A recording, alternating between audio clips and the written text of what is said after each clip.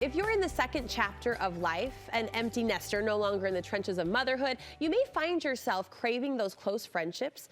The friendships were easy, maybe you could say, easier when your children could connect you to other mom friends. But with the kids out of the house and more time on your hands, what do those relationships look like now? My next guest says it's crucial you create and nourish your second chapter friendships because these are often the most meaningful relationships you'll have.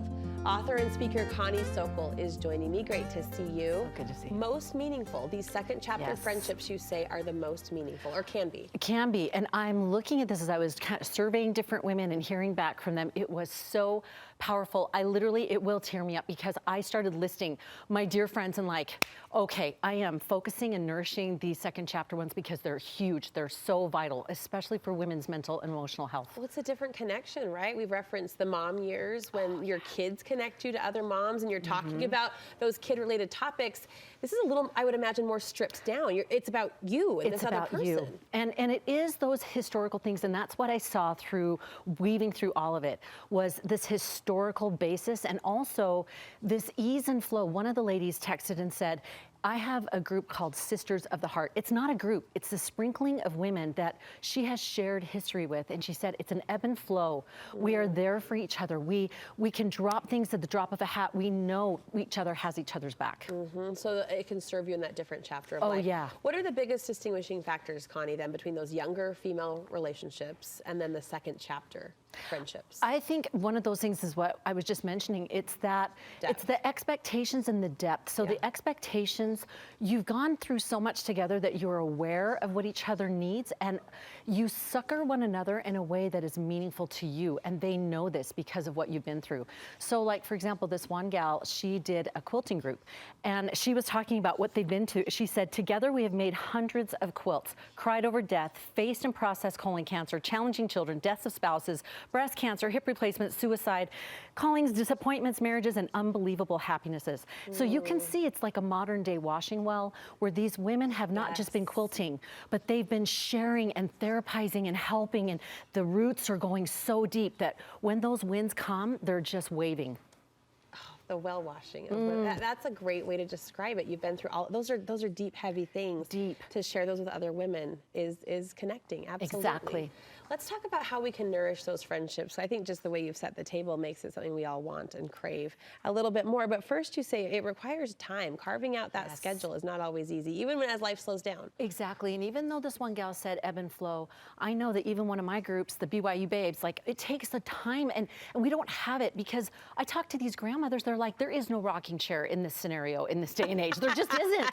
So what we do is we just go on birthdays, and it's not anything super original, but we keep that consistent on each other's birthdays. We get together for lunch so that it doesn't stay here on the skim level.